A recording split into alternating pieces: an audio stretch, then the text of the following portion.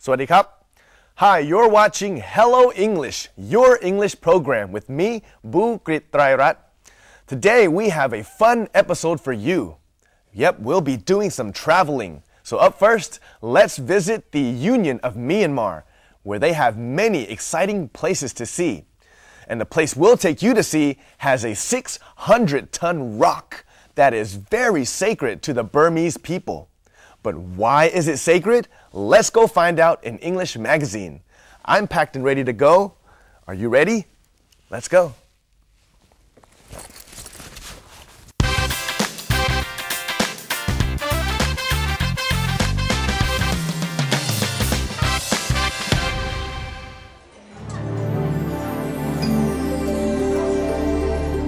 The local Mon and Burmese call it Kayak Ti Yo, or the Golden Rock.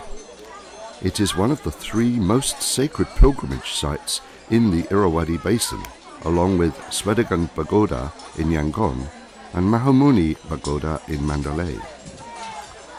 This huge rock, which weighs over 600 tons, is situated on a cliff on Puangloang Mountain in Kayak Ti Yo in the Mon state of Myanmar. It rests precariously on the edge of the cliff, looking as if it could roll off at any moment. It looks as though more than half of the boulder is sticking out past the edge of the very steep cliff. The mountainside drops away at an angle, not like the protruding cliff at Puipui in Thailand. In addition, there's a pagoda built on top of the boulder, adding to its weight. Since time immemorial, the Mon, Burmese and Lana people have believed that in the second level of heaven, where the god Indra dwells, there is a sacred heavenly pagoda that encloses a strand of hair from the Buddha's ponytail. It is a piece of hair that was cut from the head of Prince Sita when he decided to become an ascetic, before he achieved enlightenment. The heavenly pagoda that enshrines the relic of the Buddha is called Praket Kyau Chulamani. People who were born in the year of the monkey especially should worship it.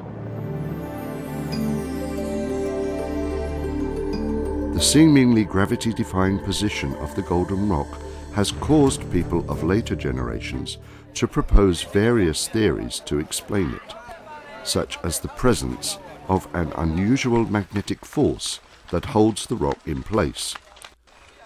Or some people postulate that ancient people built a strong metal pole to hold the rock in place and put the rock on top of it.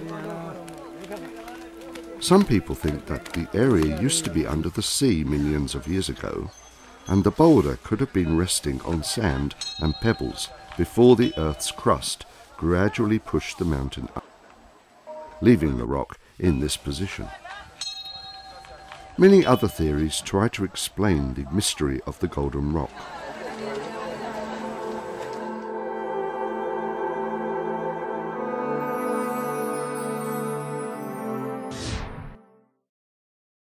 Woo! Now that was amazing, wasn't it? But don't take my word for it. You have to travel there yourself and see. Now, speaking of traveling, up next we'll meet with a famous writer and documentary maker who also loves traveling. Let's go now to Ajahn Sita in English Club.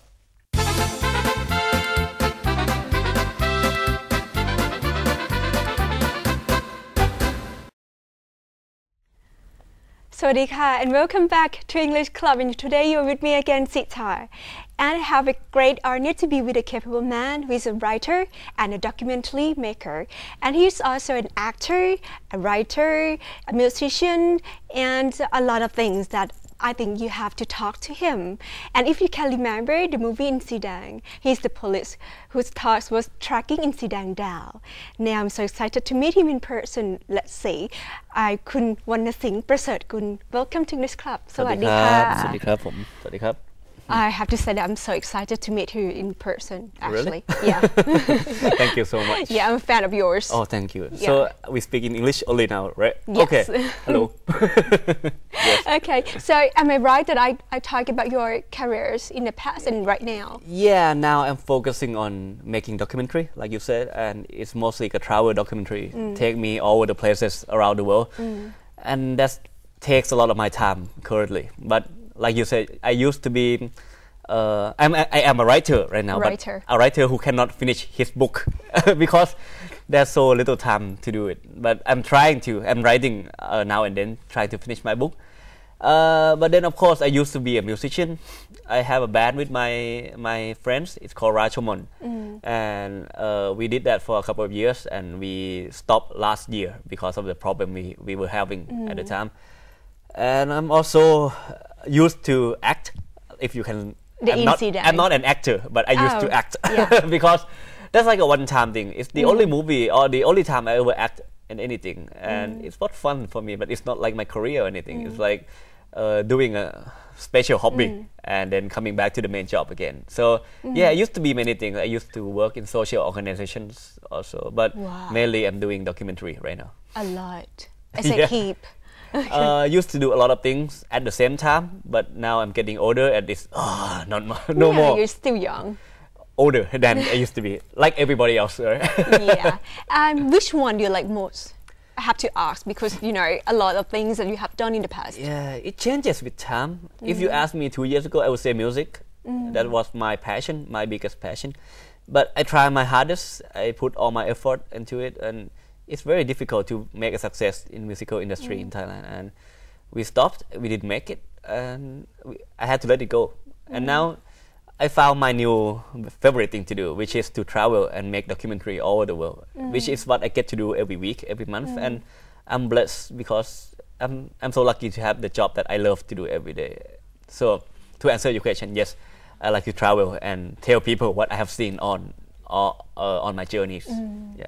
So start about the musician's career then. Yeah. Maybe. Okay. So what is your inspiration to do it? You said passion, but what is your passion about it? You mean for music? Yeah. It started when I was 17. I started playing music when I was 17, which is quite late considering if you see the program The Voice Kids right now, they seem to start like they were born or something. But I started then and I fell in love with the bass guitar since right away. And then after that, I tried to have a band, and we play cover song. We play music from biggest band in Thailand, like Silly Fools, Big Ass, or whatever.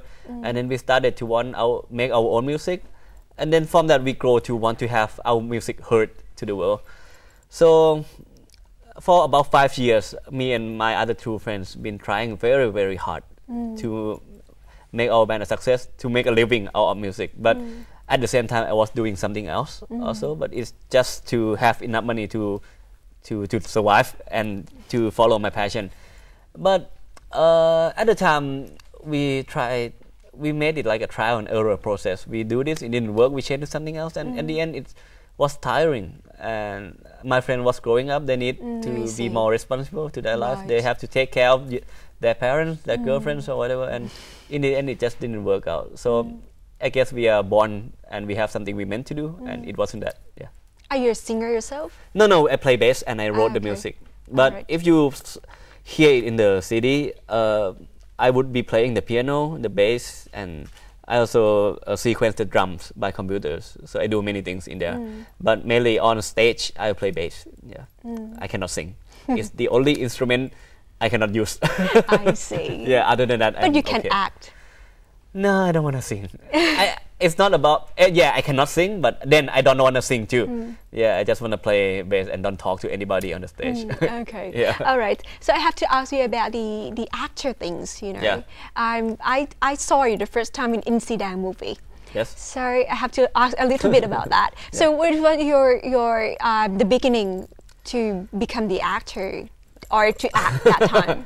like you said, like I said, I'm not an actor, but at the time I was doing TV like I'm doing now, but maybe different programs. And the director, Mr. Visit Sasanathing, he used to direct many great films like Fa Thalai Jon. That's one of the greatest films of Thailand. Yeah, I saw it. Yeah. Yeah, and he called me out to audition, and I auditioned only one time, and he said, "Okay, the part is yours," which is totally kind of surprising for me. First of all, because he'd been auditioning so many actors before, Wow. experienced actor, and I just got it. I was like, what? And from the other point is that I used to audition for many movies before, many GTH movie. I got to the final round or whatever, but I just didn't get any part of that. So I just make a joke to myself that maybe I'm not good at this. Maybe I cannot do this. So whatever, I'm doing something else. But then I got the part, so it's kind of surprising for me. And then I just went along the trip because it was fun for me. I think it's kind of like every boy's dream to be in an action hero movie. I guess so, yeah. Yeah, even though I'm not the hero, I'm chasing down the hero, but I still get to punch and kick him. No, but I got beaten up anyway. But yeah, it's fun. I got to see a big explosion, run away from a fireball or whatever. It's fun for me, but it's only one time thing, and I haven't done any other movies since then. That's one little movie we did, but it's only on television. Oh, okay. Yeah. So did you learn with the acting coach or? Yeah, we had to because I had zero experience. So I went in there, we meet with acting coach, and she taught me how to act. Right now there is another movie that's negotiating a deal with me right now, and maybe I will have another movie, my second movie this year. Maybe, but if not, then I just keep doing what I do best, which is documentary. Yeah. Oh, okay. Yeah.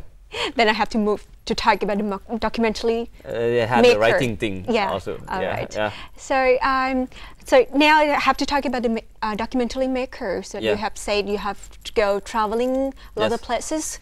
Okay. So what is your inspiration to do it besides traveling? It's not my own. It's not entirely me. It's the whole team, and it started from an organization called Buddhadasa Archive. I cannot remember the full name. It's BIA. Which in Thai we usually call Swan Mo Krungthep.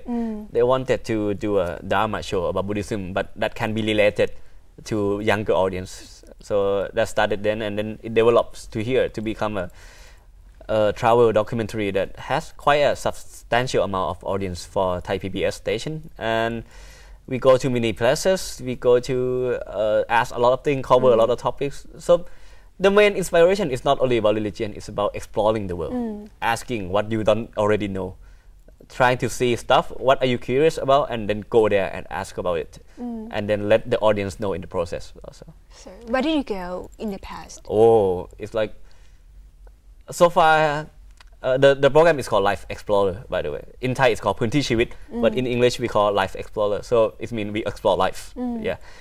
So we explore life everywhere. So far, I think I've been to 43 countries. So far. But 43. But with these programs, I think it's 25 countries. And the other countries I went on my own for vacation or whatever. So it's many places during 3 years. Like last year, I went to 13 countries in a year. So that's a lot.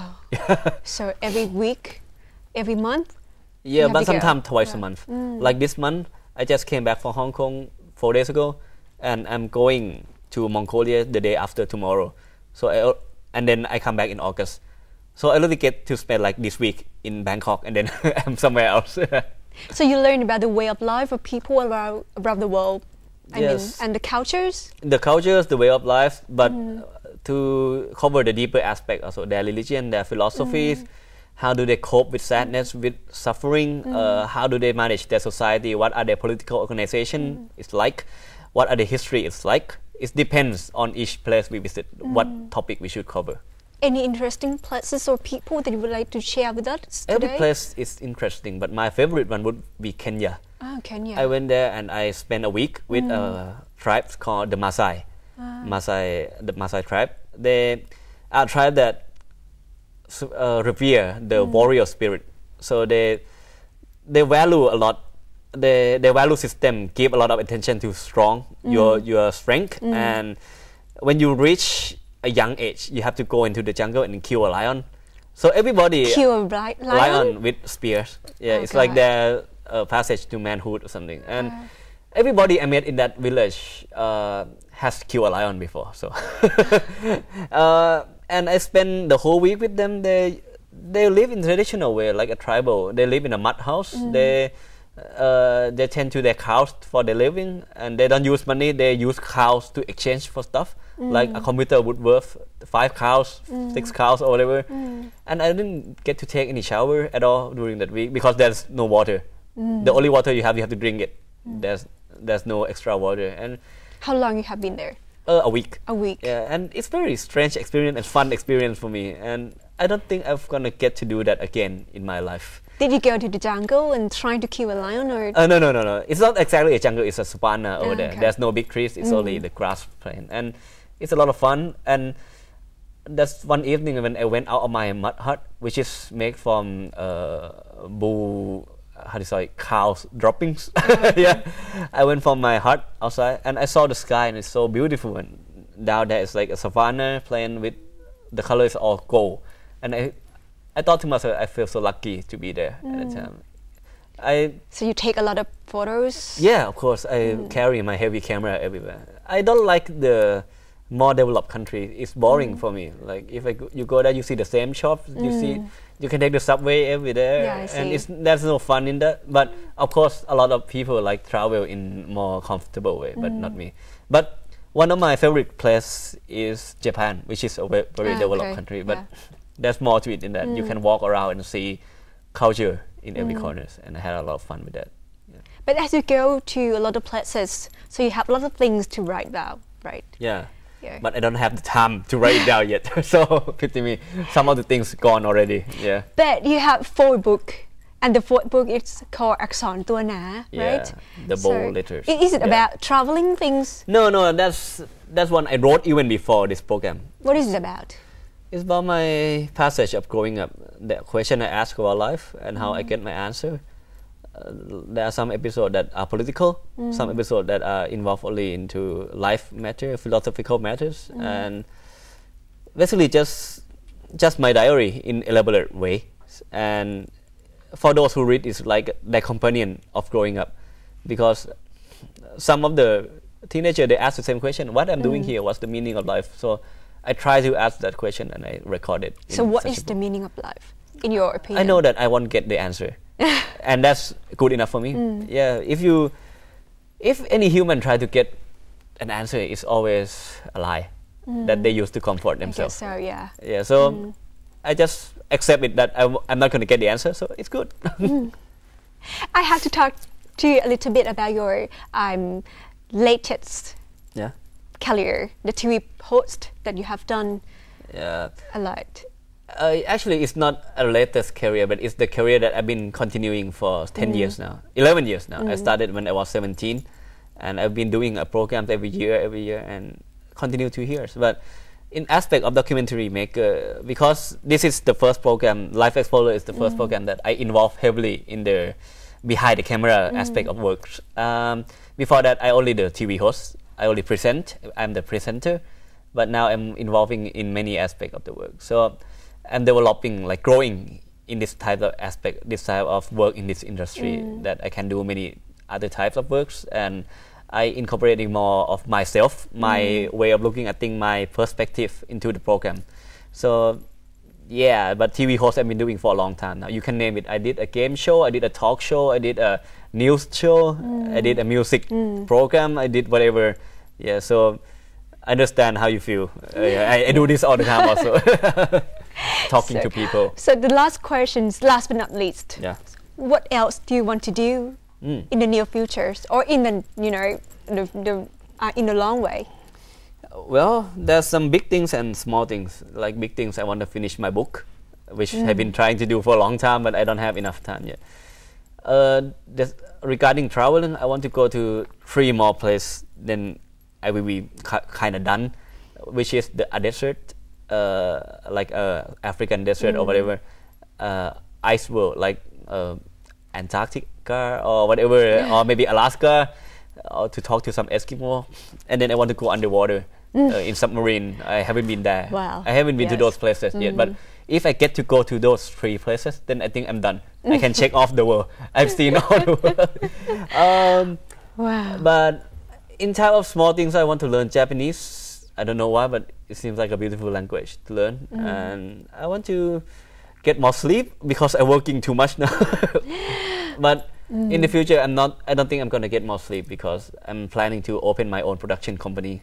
And hoping that we'll get a chance to produce some programs on the internet. Gonna move to online market in the future. Yeah. Wow. I have lots of fun talking to you. Thank you. And still we have still lots of things to talk. Yeah, right? but we don't have time, right? Right. That's the scarcest I thing. may ask you again to English Club again next time. Of course. Okay. So today, thank you so much for your time, and thank you for coming to English Club today. ขอบคุณค่ะ ครับ And the time is up today, and I'll see you next time in English Club. สวัสดีค่ะ Wow, he's such a professional, and it seems like he's been all around the world. Now, up next in English on Stage, we have a musical performance for you, performed by a young guitarist. Let's go check it out in English on Stage.